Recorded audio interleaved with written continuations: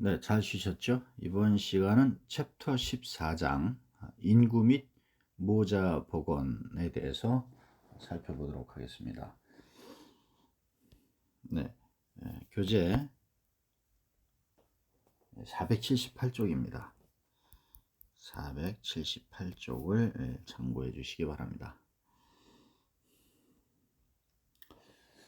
인구 및 모자 복원 그랬는데요. 인구 복원 먼저 한번 보도록 하겠습니다. 인구의 개념인데요. 인구라고 하는 것은 인구학이 근대 과학의 위치를 차지하게 된 것이 이제 1798년도라고 해요.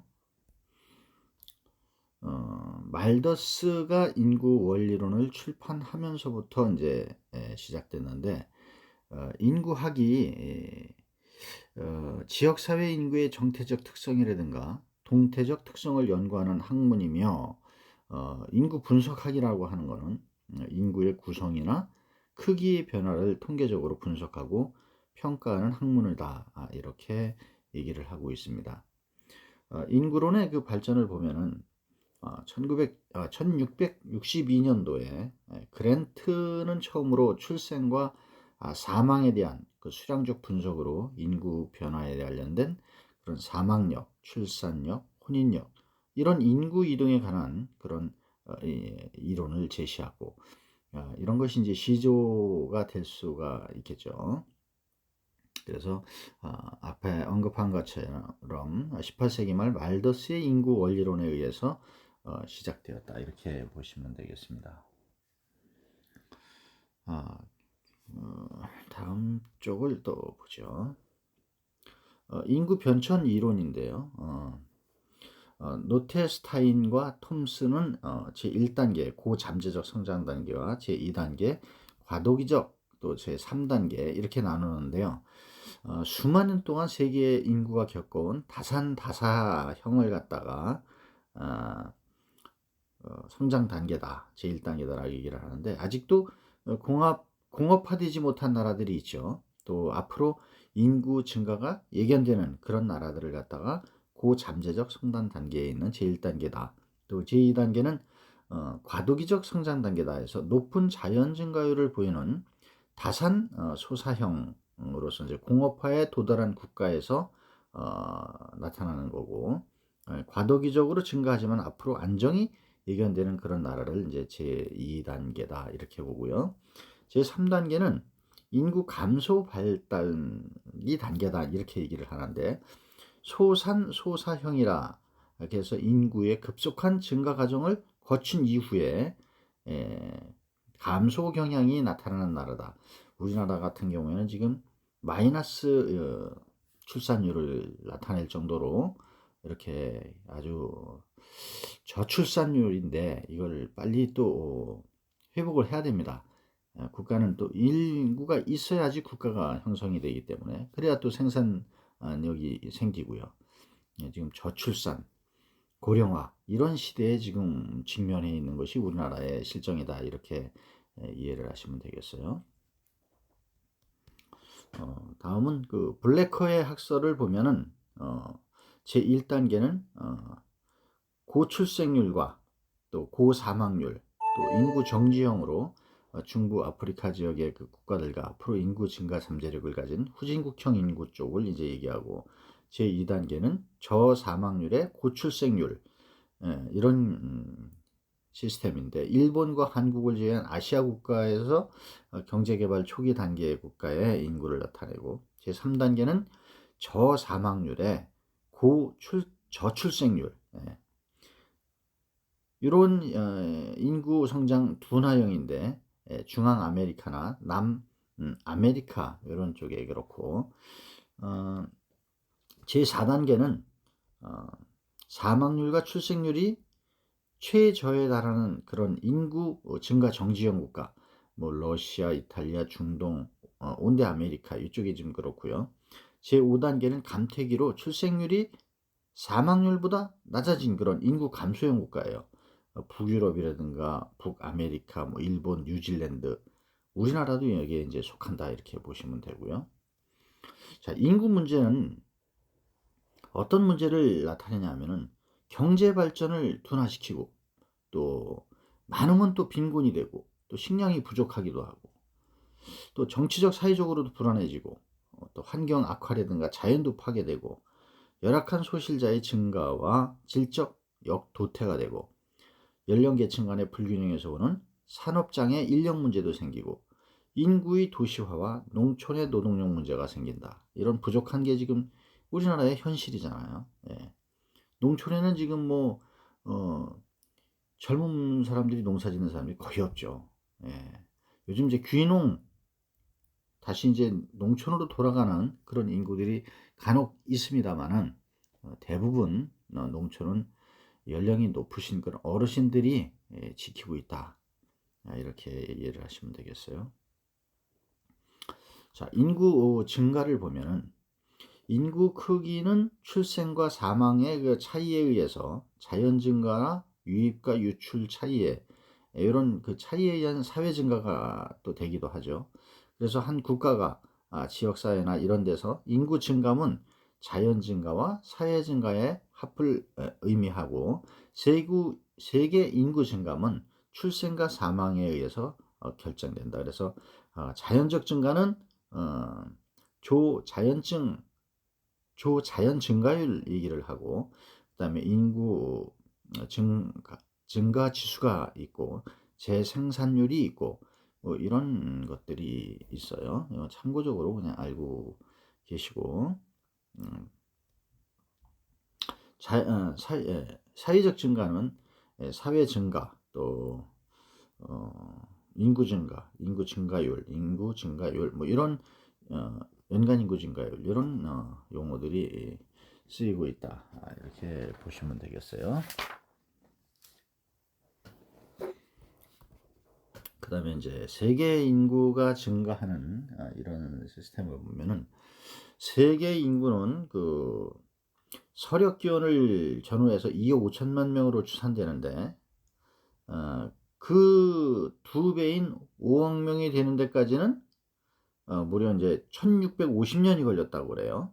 이제 처음에 이제 인구 서력 기원을 이제 전후해서 그러다 이 5억 명이 다시 또 10억 명이 더블로 되는 기간에는 약 200년에 걸쳐서 1833년 정도에 200년에 걸쳐서 10억 명이 됐다 그래요. 그 후 이제 10억이 다시 또 10억 명을 추가하는데 걸리는 기간이 30년에 불과했다. 그래서 1960년경에는 30억 명을 돌파는 하는 5억에서 30억 명. 그 이제 급격히 인구 증가가 생겨서 75년도에는 40억, 1988년도에는 50억, 2005년도에는 60억 명을 넘게 됐다. 그래서 유엔에서는 세계 인구 증가율이 2%로 계속된다고 보면 2020년대의 그 세계 인구는 85억 명에 달할 것으로 이렇게 추계를 했고요. 이런 인구가 계속 지속되면은 21세기에는 인구 대책이 없는 한 식량이 부족하게 되고 자원이 고갈하게 되고 환경도 악화되고 그래서 인구가 파멸할 수도 있다. 지금 우리나라 경우 같은 경우는 뭐 인구가 안 늘고 있지만은 이제 고출산 국가들이 있잖아요. 저개발도상 국가 이런 나라들에서는 인구가 이제 증가를 계속 하고 있다. 이렇게 보기 때문에 2020년대 들어와서는 85억 명 정도로 이렇게 추산을 하고 있는 거죠. 네, 우리나라 인구의 그 지표를 보면은 483쪽이네요. 483쪽을 규제를 참고해서 좀 봐주시길 바랍니다. 이건 도표로 참고해 주시고요. 부양 능력과 인구의 그 노령화 이런 걸 한번 볼게요. 출생률이 높은 인구 구조나 인구의 그 노령화 구조에서는 생산층 인구가 이제 15에서 64세를 생산층 인구라고 하는데 요 생산층 인구하고 비생산층 인구가 15세 미만 그리고 64세 이상 되는 나이에 있는 사람들을 이제 그 비생산층 인구라고 했을 때 요 불균형으로 부양비가 이제 증가되는 것이 문제가 된다 이래요. 그래서 부양비는 요 비생산층 인구 나누기 생산층 인구 곱하기 100, 요것이 이제 부양 비율이고, 노령화 지수는 노령 인구 나누기 유년 인구 곱하기 100이 이제 노령화 지수다. 참고적으로 아시고요. 한국의 출산율과 그 영향을 보면은, 한국의 출산 수준은 그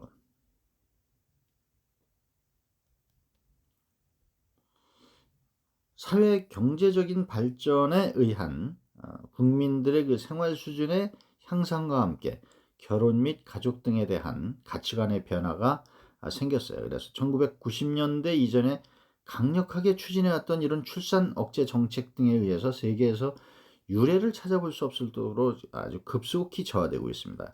이건 무슨 말이냐면은 1990년대에는 하도 출산이 많아서 뭐 한 집 건너 하나 낳기, 예, 이런 그 유행어가 생길 정도로 출산 억제 정책을 폈었거든요.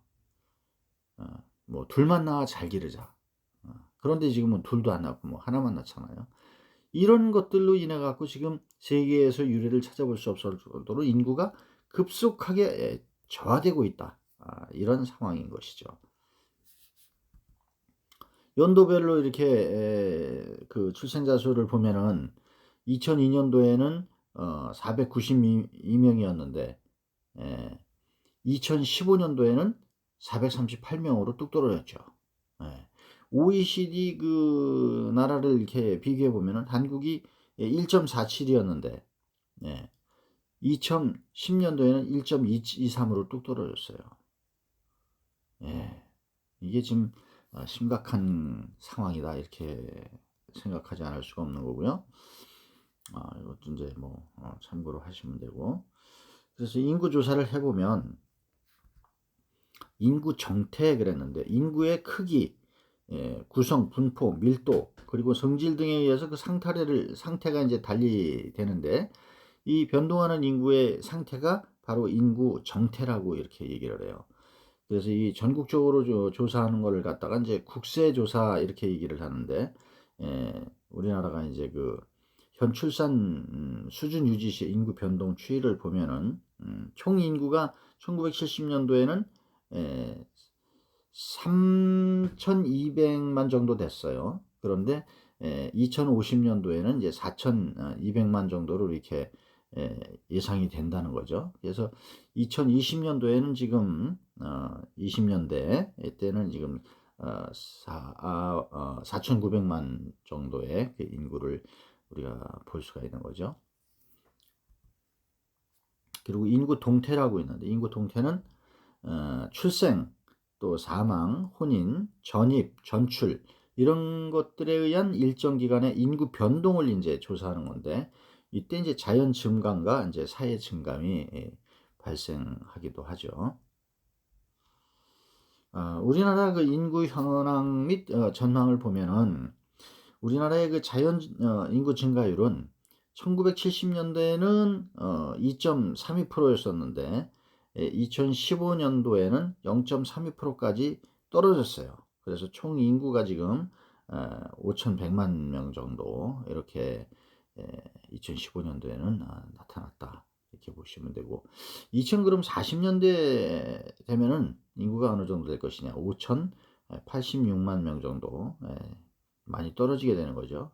한 100만 명 정도가 지금 2020년도에 비하면은 5,178인데 110만 명 정도가 떨어진다, 이렇게 볼 수가 있는 거죠. 이것도 도표를 좀 참고해서 추세를 한번 보시기 바랍니다. 인구 구성을 보면은 성별 구성이 있죠. 인구 구성에서는 성비라고 하는데, 이런 것들이 자주 나타나죠. 성비는 여자 수분의 남자 수 곱하기 100을 갖다가 성비라고 얘기를 해요. 그리고 연령별 구성을 보면은 이제 뭐 피라미드형 해가지고 인구가 증가할 잠재력을 많이 가지고 있는 형으로 출생률은 높고 사망률이 낮은 인구 증가형을 얘기를 하고, 또 종형이라고 해서 이 피라미드형이라는 건 이제 이런 형식이고, 종형은 이런 형식이 이제 되겠죠. 그래서 인구 정지형으로 출생률과 사망률이 낮고 14세 인구가 65세 이상 인구의 2배 정도 되는 그런 인구형을 얘기를 해요. 그 다음에 이제 항아리형이 있죠. 항아리형은 뭐 이런 식으로 이제 나타나는 것이 이제 항아리형이고, 평균 수명이 높은 선진 국가에서 이제 볼 수 있는 형인데 인구가 감퇴하는 형이죠. 또 별형이라고 해서 생산 연령 인구가 많이 유입되는 또 도시 지역 인구 구성이 생산층의 인구가 전체 인구의 2분의 1 이상인 경우 그런 형을 이고, 표주박형이라는 이런 식으로 생긴 형을 이제 얘기를 하는데 별형과는 반대로 생산층 인구가 다수 유출되는 그런 농촌에서 볼 수 있는 형으로 생산층 인구가 전체 인구의 2분의 1 미만의 경우 이렇게 나타내는 얘기를 하는 거고, 네, 여기 나와 있죠. 네, 이렇게 보시면 되겠어요. 피라미드형, 종형, 항아리형, 그 다음에 요건 이제 별형, 요거는 표주박형, 네, 이런 식으로 우리가 정형을 볼 수가 있습니다. 생명표인데요. 생존수, 일정한 출생수가 어느 연령에 도달할 때까지 생존하는 것으로 기대되는 수를 갖다가 생존수라고 얘기를 하죠. 동시 출생자가 절반으로 되는 때를 반감기라고 하고, 일반적으로 L1, 1세부터 이후에는 남자보다 여자가 많아지는 그런 경향이 각국의 공통적인 현상이라고 얘기를 해요. 또 반감기는 선진국의 경우는 6, 70세 이후로 나타나고 있지만 후진국에서는 40에서 50세 정도로 나타난다고 해요. 인구 동태 통계에서 보면은 영세 인구란 출생 이후 1년 미만의 영아 인구를 뜻하지만 생명표에는 출생 시점을 이제 또 얘기를 하죠. 사망수는 X세의 사람 중 플러스 1세에 도달하지 못하고 사망한 자의 수를 X세대에서의 사망수라고 하고, 이를 DX로 이렇게 표시를 하거든요. 또 생존율은 PX라고 얘기를 하는데 X세의 사람 중 X 11세에 도달할 수 있는 자의 율을 X세에서의 그 생존율이라고 얘기를 하고, 11세 생존율은 X세의 사람이 1년간 생존하는 확률을 갖다가 생존율을 PX로 이렇게 표시를 합니다.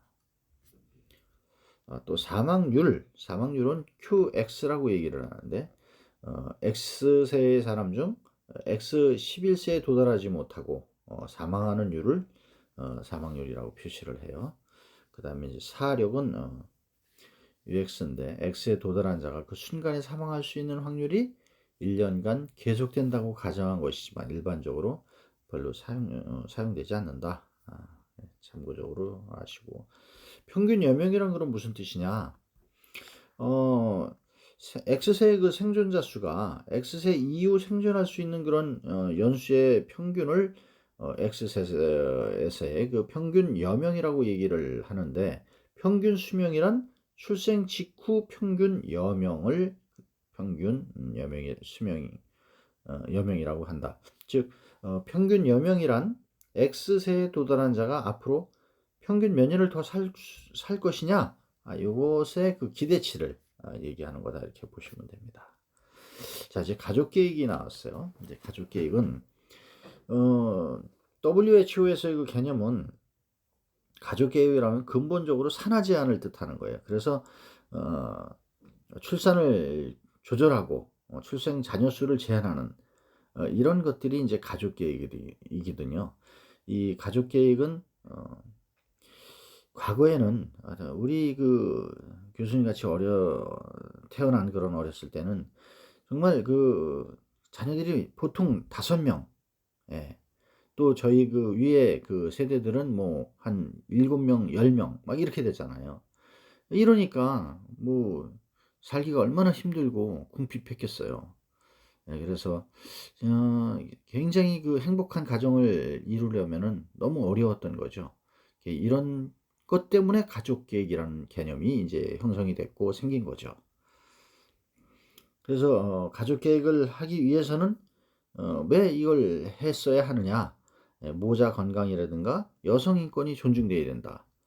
그냥 애만 낳는 뭐 여성이 그런 건 아니잖아요. 그래서 또 아기를 낳다가 또 아주 위험한 상황에 처하는 그런 어머니들도 많고요. 여자들이 인제 그런 상황을 맞이하게 되니까 이런 여성 인권도 존중돼야 된다. 이런 의미가 되겠고, 가정의 경제 생활이라든가 생활 양식이라든가 이런 걸 개선하기 위해서는 너무 식구들이 많고 이렇게 되면은 경제에 악화가 생길 수가 있고 안정적인 노후가 안 되잖아요. 그래서 적정한 수의 자녀를 낳는 것이 인제 바람직하지 않냐. 이래서 가족 계획이 필요했던 거죠. 그때 당시에는 그래서 피임법도 필요한 겁니다. 그래서 피임을 적절히 해서 임신을 유지하고 이런 것들이 인제 피임이 필요한 상황이 된 거죠. 피임의 뭐 이상적인 요건 그랬는데 피임 방법 같은 거는 한번 도표를 보시기 바랍니다. 뭐 콘돔, 그다음에 성교 중절, 뭐 질내 사정제 피임, 또 다이어프램 및 경관 캐피임법 이런 것들이 있으니까 한번 교재를 살펴보시기 바랍니다. 다음 장을 보시면 월경주기법도 있고요. 또 자궁내 장치법도 있고 경구 피임약 이런 것들이 피임법이 있습니다. 또 영구적 피임법도 있어요. 정관을 잘라내는 또 난관을 잘라내는 그런 방법들이 또 있고요. 우리나라의 가족 계획을 살펴보면은 우리나라 인구는 1960년대에는 2,500만 명 정도 됐어요. 그랬는데 활발하게 인제 가족 계획 사업으로 전개가 돼 가지고 1990 년대에는 조출생률이라든가 조사망률이라든가 인구의 자연 증가율이 0.98%로 인제 어느 정도 성과를 가졌다. 그래서 가족 계획 사업이 1960 년대 초에는 콘돔이라든가 불임 수술을 주로 인제 하도록 했지만 오늘날에는 뭐 자궁내 장치라든가 불임 시술 또 먹는 피임약 이런 것들로 많이 이용되고 있다. 지금은 이제 인구 장려 정책이 쓰이고 있죠. 이게 우리나라의 이제 출산율을 보면은 과거에는 상당히 높았었는데 1983년 이후에 계속 저출산율이 지속되고 있는 그런 상황이에요. 세계적인 에서도 매우 낮은 수준을 이렇게 기록하고 있어요. 그래서 인구 및 출산 지원 정책을 보면은 저출산 추세에서 체계적으로 대응하지 못하게 되면 굉장히 우리나라의 지속적인 성장이라든가 발전이 어렵게 된다. 그래서 저출산 고령화 사회의 기본 계획이라는 것을 중장기 종합 계획을 수립해 가지고 추진을 하는, 그래서 임신이나 출산이나 양육 등에 대한 지원도 해주고 또 영유아 건강보호나 모성건강 증진 계획, 또 아동의 안전 및 권리 증진이라든가 지역사회 가정보호 강화 방안 이런 것들이 포괄적으로 인구 출산 지원 정책에 들어가 있다. 이렇게 보시면 되고요. 그럼 저출산 대응 지자체 인구 시책 활성화 추진은 어떻게 하느냐? 지방자치단체에서도 인구 정책의 어떤 어, 프로젝트를 개발해서 인구 시책 추진 인프라도 구축하고 이렇게 해서 이제 저출산 대응 인구 정책을 펼치고 있다. 이렇게 보시면 되겠어요. 많은 인센티브도 주고 그러죠. 지금은 출산을 하면 뭐 돈도 지급하고 막 그렇습니다. 학교 인구 교육 활성화 추진 부분을 보면은 미래에 발생 가능한 저출산 문제를 사전에 좀 예방을 하고 안정적인 인구 지속을 위해서 학교 이제 교육 이런 활성화 방안 이런 것들은 이제 추진되고 있다. 이렇게 보시면 되겠어요. 또 인구 패널 데이터베이스도 이제 축적을 좀 하고 또 국제 결혼 정착이라든가 결혼 중개업, 요즘 이제 결혼 못 하는 사람도 상당히 많잖아요. 그래서 이제 국제 결혼 같은 것도 이제 추진을 하고 이렇게 해서 이제 결혼을 해서 출산율을 높여가는 이런 거죠. 저출산 고령화 인구 정책을 보면은 사회 전반의 지각 변동을 일으키는 그런 저출산 고령화 대처하려고 정부는 세로맞이 플랜 2010을 계획해서 했는데, 이 세로맞이라는 거는 새로 맞이하는 행복한 출산과 노후라는 그런 뜻을 담겨 있어요. 그래서 출산 양육에 관한 환경 조성이라든가 고령 사회의 삶의 질 향상이라든가 미래 성장 동력을 확보하는 이런 플랜을 갖고 5년마다 단계적으로 목표를 수립하고 추진하는 이런 저출산 고령화 사회의 대응에 기반을 구축하는 그런 일을 하고 있다. 출산과 양육에 유리한 환경 조성은 출산 양육의 사회적 책임을 이제 강화하고 가족과 사회, 국가가 같이 아이를 낳고 키우는 시스템을 만들어가는 가족 친화적이고 또 남녀 양성이 평등한 그런 사회 문화를 조성하고, 또 출산이나 양육 이런 것들이 여성만 하는 것이 아니라 부부가 같이, 남성이 같이 이렇게 한다는 거죠. 그 다음에 육성을 투자하고 또 아동과 청소년이 안전하게 잘 자랄 수 있는 그런 기반 조성도 해야 될 것이라는 것이죠. 고령 사회에서의 그 삶의 질 향상과 기반 구축도 필요하고요. 또 미래 성장 동력을 확보하는 것도 또 필요하죠. 그 다음에 인공 임신 중절 예방 사업. 지금은 이제 함부로 인공 임신 중절 수술이 안 돼요. 이런 것들도 예방 사업도 하고, 허용 한계가 있긴 있는데 그런 거는 이제 법으로 또 정해놔서 어떤 경우는 이제 인공 임신 중절 수술을 허용하는 그런 것들을 이렇게 정해놨습니다.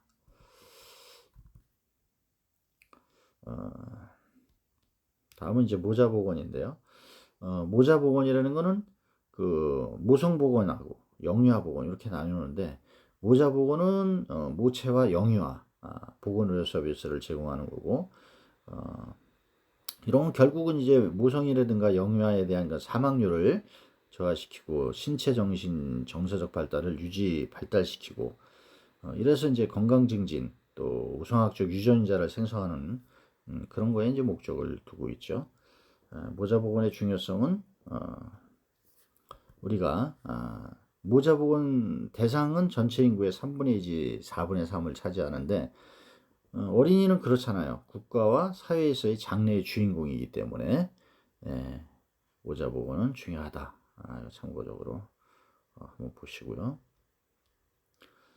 모성보건의 그 관리를 보면은 산전관리, 임신 시작과 함께 초중 말기로 이루어지는 그때 영양관리 이런 것들, 임신 합병증 이런 조기 진단 해주고 이러는 것들, 그 다음에 이제 분만 관리, 아기를 낳고 나서의 관리, 또 산후 관리, 모체 밖으로 신생아가 나왔을 때 신생아의 산모 관리, 그 다음에 이제 모성 사망 그랬는데, 모성 사망이라는 거는 그 임신이나 출산, 산욕증이라 그러죠. 이런 합병증이 야기돼서 사망하는 것에 국한되고, 임신 중에 발생하는 그런 각종 감염병과 만성 질병 및 사고 등의 사망은 포함시키지 않는다 그랬어요. 여기서는 출산 또는 산욕증의 합병증으로 야기돼서 사망하는 것이 이제 모성 사망이다.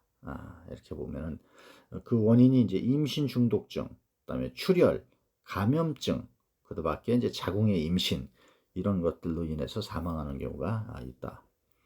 그다음에 이제 모성의 그 중요 질병과 이상을 보면은 임신 중독증이라고 이제 생길 수가 있어요. 그래서 임신 중에 생겨나는 독성 물질에 생겨서 부종, 뭐 혈압 상승, 단백뇨, 두통, 구토 이런 것들이 있고, 또 산용열이라고 해갖고 분만 직후에 세균이 침입해서 발생하는 이런 경우가 있고요.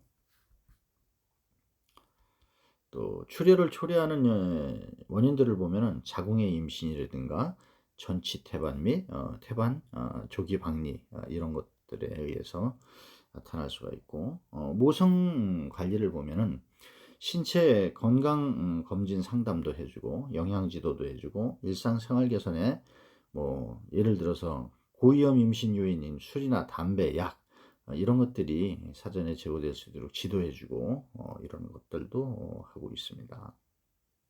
그 다음에 이제 수유 지도, 출산 직후에 이제 그 아기 우유, 그 다음에 모성 우유죠, 모유. 그 다음에 가족 계획, 어떻게 출산 간격을 조정해서 아기와 산모의 그런 양육이나 행복한 생활이 유지되도록 하는 이런 거를 이제 얘기를 하고, 다음은 이제 영유아 보건인데, 영유아 보건 관리 같은 경우에는 미숙아라고 있죠. 미숙아는 임신 기간인 28 내지 38주 요 사이에 태어난 아기를 얘기하고, 또 출생했는데 체중이 2.5kg 아이인 아이, 정상 아이 체중이 3.2에서 3.5인데 2.5면은 1kg 정도가 거의 낮은 그런 아이를 이제 미숙아다. 미숙아 같은 경우에는 이제 다태임신이라든가 임신 중독증 이런 것에 원인이 있어서 미숙아가 나올 수가 있다. 신생아 관리는 모체박해 생활에 적응할 수 있도록 체온을 유지시켜주고, 영유아 관리는 생리적으로 외부 환경에 쉽게 적응할 능력이 부족하니까 이런 성장 발육에 관심을 갖는 것이 중요하다, 이렇게 볼 수가 있고요. 영유아한테 그 주요 질병을 보면은 신생아의 주요 사망 원인은 뭐 미숙아, 호흡장애, 출생 시의 그 손상이라든가 선천성 기형 등 이런 발생 원인을 또 규명하지 못해서 겪는 그런 것도 있고요. 영아기에는 호흡이나 소화기계 또 감염 이런 것들이 대부분 차지하고, 선천성 기형이 또 일부 요인으로 작용하기도 해요. 네. 자, 지금까지 인구 및 모자 보건에 대해서 여러분들이 좀 학습을 했는데, 여러분들이 이제 엄마 아빠가 되고 결혼을 했을 때 상당히 필요한 그런 부분들이 또 이 모자 보건 부분이 아닌가 이렇게 생각이 됩니다. 자, 모자 보건 영유아 주요 질병을 끝으로 인구 및 모자 보건에 대해서 수업을 마치도록 하겠습니다. 긴 시간 동안 또 수업 들으시느라고 수고들 많이 하셨고요. 다음 주에 또 만나기로 하겠습니다. 한 주일 동안 또 건강하게 잘 지내시고 온라인 수업 하시느라 수고들 많으셨습니다. 감사합니다.